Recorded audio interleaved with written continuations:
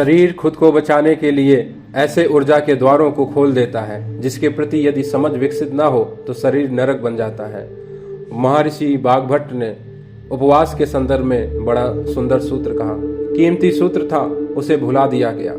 बागभट्ट कहते हैं, जो शाकाहारी हैं उन्हें उपवास धारण नहीं करने चाहिए, और करने भी चाहिए तो किन स्थितियों में करने चाहिए।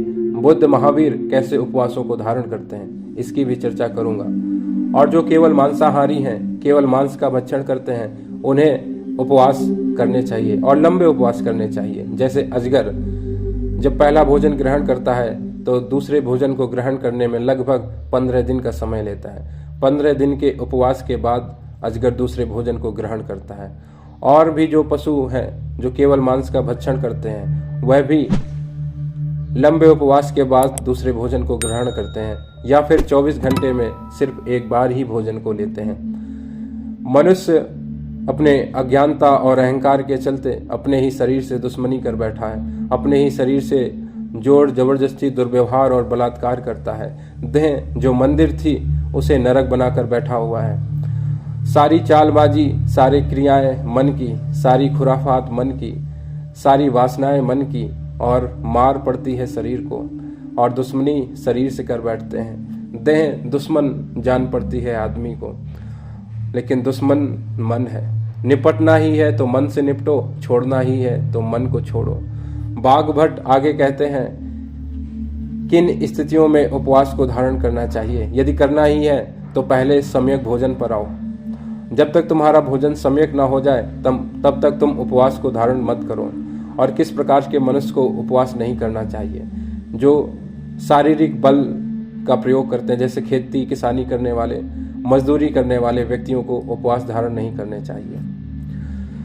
जब भी पशु पक्षी भोजन ग्रहण करते हैं तब उनमें ऊर्जा का संचार होता है, फुर्ती आती है। लेकिन जब मनुष्य भोजन ग्रहण करता है उसमें आलस्य का संचार होता है। भोजन के बाद मनुष्य आलसी हो जाता है, और उसका इकलौता कारण है उसके भोजन का सम्यक ना हो पाना। और जब तक सम्यक भोजन व्यक्ति ग्रहण नहीं करता है उसे उपवास करने का अधिकार नहीं है। आगे बागभट्ट ने बताया कि शरीर कैसे उपवास का आदी हो सकता है। कहते हैं वो कि एक दिन सम्यक भोजन लो और दूसरे दिन उपवास करो, फिर सम्यक भोजन, फिर उपवास। इस भांति शरीर आदी हो जाता है उपवास करने का, और फिर तुम लंबे उपवासों को धारण कर सकते हो। जो सत्य है उससे इनकार नहीं करूंगा, ये पूरी तरह सच है। ये सत्य है कि जब तुम लंबे उपवासों को धारण करते हो तब तुम्हारे शरीर में कई प्रकार की शक्तियां जागृत हो जाती हैं, रिद्धि सिद्धियां प्रकट हो जाती हैं।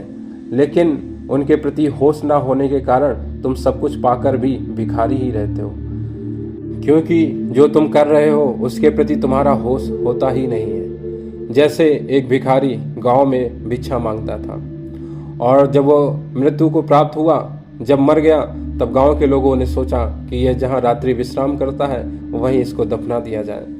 और जहां वो रात्रि विश्राम करता था उस जमीन को जब खोदा गया उसे दफनाने के लिए, तो वहां बड़ा खजाना मिला। यानी कि एक बड़े खजाने के ऊपर भिखारी सोता था। जो सम्राट हो सकता था वह जीवन पर्यंत भिखारी ही बना रहा। उस धन के प्रति यदि भिखारी को ज्ञान होता तो सम्राट हो सकता था, लेकिन ज्ञान ना होने के कारण पूरी उम्र भीख मांगने में चली गई। इसी भांति उपवास के दौरान भी कई शक्तियां जागृत होती हैं, लेकिन बेहोशी के कारण, उनके प्रति समझ विकसित न हो पाने के कारण हम उनके उपयोग से चूक जाते हैं।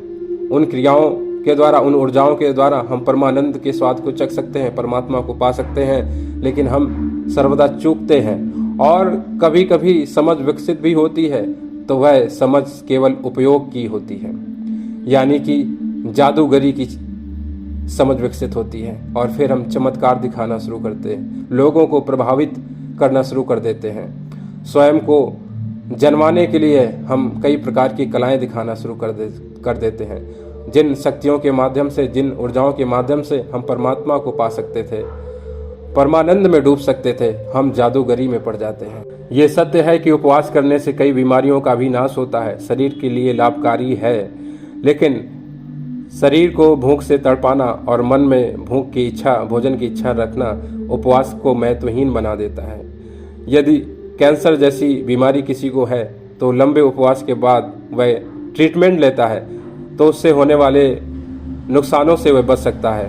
भगवान महावीर जब उपवास करते हैं तो शरीर उन्हें परेशान नहीं करता है।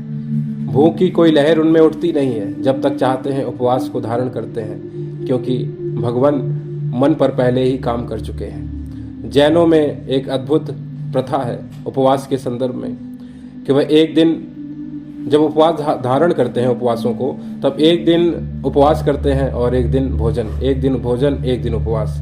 ये अद्भुत प्रणाली है।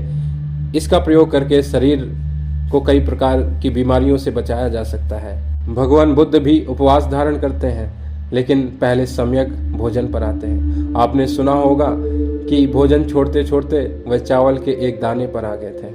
और उपवास भी मांसाहारी ही है। जब तुम उपवास करते हो तो शरीर वसा को पचाता है। वसा कैसे सुक्रोज फ्रक्टोज में टूटती है, ऊर्जा में बदलती है, यह विज्ञान की भाषा है, आप जानते होंगे। जहाँ बाहर मांस नहीं खाते हैं, अपने ही अंदर मांस का भक्षण करते हैं, और ये उपयोगी है, फायदेमंद है। लेकिन पहले सम्यक भोजन पर आओ, फिर अल्टरनेटिव फास्टिंग करो, उसके बाद लंबे उपवास धारण करो और इसके प्रति समझ विकसित करो। तभी ये फायदेमंद होगा, तभी ये परमात्मिक बनेगा, तभी ये तुम में ऊर्जाओं का असीमित संचार कर देगा। असीमित ऊर्जाएं तुम में भर जाएंगी और ये तुम्हें परेशान न कर सकेंगी। वरना जब तुम बेहोशी में उपवास करते हो तो शरीर खुद को बचाने के लिए ऊर्जा के ऐसे द्वारों को खोल देता है जिससे शरीर को सुरक्षित रखा जा सके। एक तरफ शरीर में प्रकाश पैदा होता है और तुम्हारी बेहोशी के कारण दूसरी तरफ अंधकार भी पैदा होता है, और धनात्मक ऋणात्मक प्रकाश और अंधकार के बीच में घर्षण होता है। उसके कारण शरीर बड़ी परेशानियों में पड़ता है, बड़ी नकारात्मकता में भरते हो। उपवास के बाद भी तुम शांति को उपलब्ध नहीं होते हो, परमात्मा को उपलब्ध नहीं होते हो, परमानंद को उपलब्ध नहीं होते हो। उसका इकलौता कारण है उपवास के प्रति समझ विकसित न हो पाना